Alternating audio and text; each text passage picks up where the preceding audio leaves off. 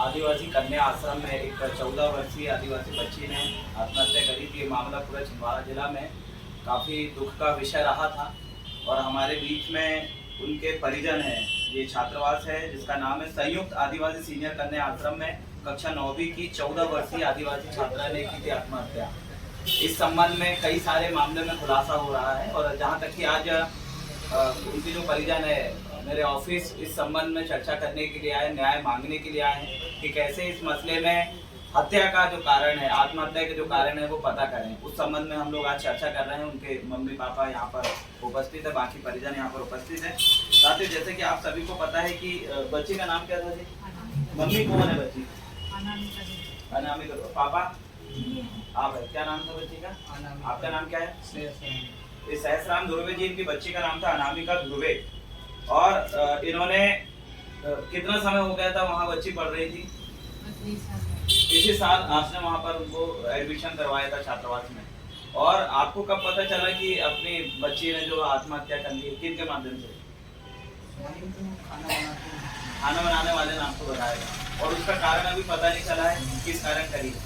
तो सूचना ये भी मिली थी, इन्होंने बताया कि इससे पहले इनकी जो बच्ची है अनामिका धुर्वे, उन्होंने हॉस्टल अधीक्षिका मैडम के खिलाफ खाना अच्छा नहीं बनाती इस संबंध में लगभग 4 से 5 बार शिकायत करी थी।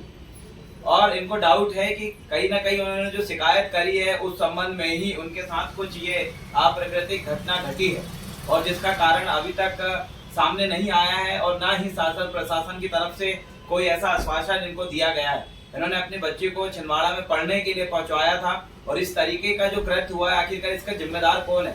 वहां लगे हुए 6 सीसीटीवी फुटेज में से 1 या 2 ही मुश्किल से इनको दिखाया गया, बाकी जो फुटेज है इनके सामने नहीं लाया गया। ये अपने आप में सवाल पैदा करता है कि एक बच्ची ऐसी है जो कि अच्छा व्यवस्था ना होने की वजह से जो भी अधिकारी वहां पर आते थे उनको शिकायत करी थी और वही बच्ची के साथ इस तरीके की घटना होना और समय पे सीसीटीवी फुटेज का चालू ना होना, ये आपस में एक प्रश्न चिन्ह खड़ा करता है।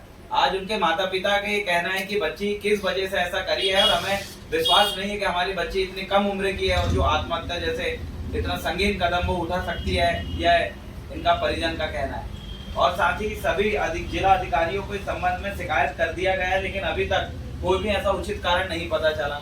ना ही ये भी पता नहीं चला कि कॉल के माध्यम से किनसे बात किया गया, जबकि इसमें लिखा है।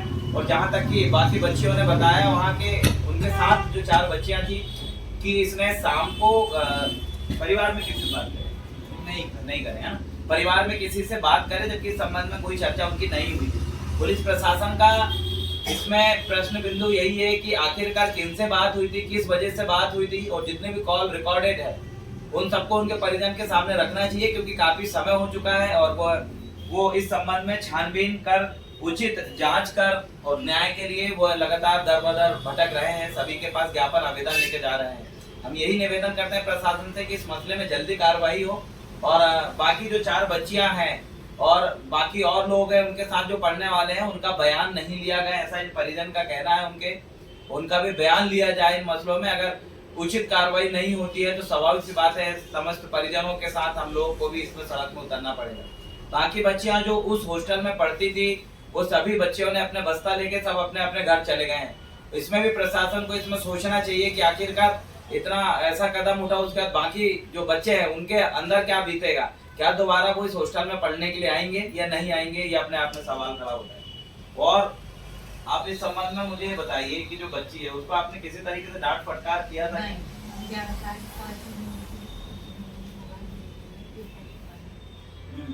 लेकिन उसमें ये बोल रहे हैं कि परिवार की डांट फटकार की वजह से करी है, ये अफवाह उड़ रही है, बात सही है? नहीं, ये कहीं ना कहीं ये गलत है। मामले को उल्टा सीधा करके घुमाने की कोशिश किया जा रहा है और प्रशासन इसमें कोई सख्ती से कदम नहीं उठाया है।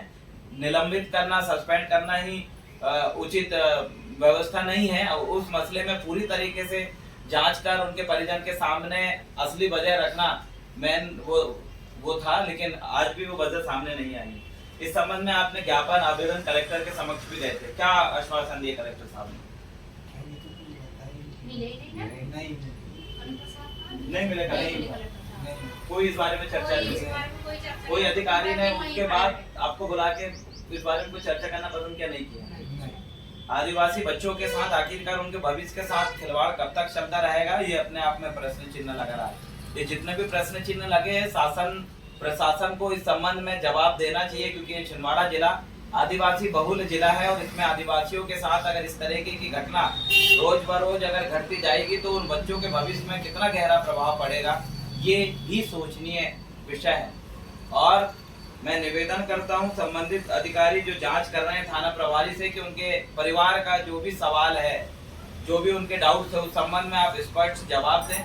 जिस दिन ये घटना घटी थी आप बीच में ही छोड़ के चले गए, ये उनका कहना है, परिजन का कहना है। आपने बोले थे कि हम रैली या कार्यक्रम में जा रहे हैं, जबकि ऐसा कोई व्यस्तता नहीं थी। इतना गंभीर जो हुआ घटना घटी, उस संबंध में परिजन से बिना चर्चा किए, बिना पूरी बात किए अगर आप इधर उधर बहेंगे तो पहला प्रश्न थाना प्रभारी और जो संबंधित अधिकारी है उस पर उठना जायज है।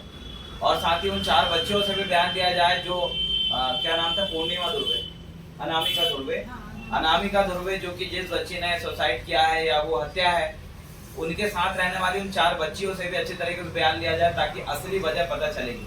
अपना बयान लिया जा रहा है, न ही कॉल डिटेल ढंग से पता किया जा रहा है, न ही कैमरा जो सीसीटीवी फुटेज है उसको छानबीन किया जा रहा है, तो फिर कहां से वजह पता चलेगी। आखिरकार इस मसले को लापरवाही करके और लापरवाही के झोले में डालने की अगर कोशिश की गई तो इसमें शांत नहीं बैठा जाएगा। हम भी इस संबंध में अपना विरोध दर्ज कर रहे हैं। मैं गोंडवाना गणतंत्र पार्टी से जिला अध्यक्ष देवरावन भलावी इस घटना की कड़ी निंदा करता हूं और प्रशासन से आग्रह करता हूं कि इसमें और गहनता से जांच किया जाए और परिजन के सामने इस घटना की वजह को प्रस्तुत किया जाए। बहुत बहुत धन्यवाद।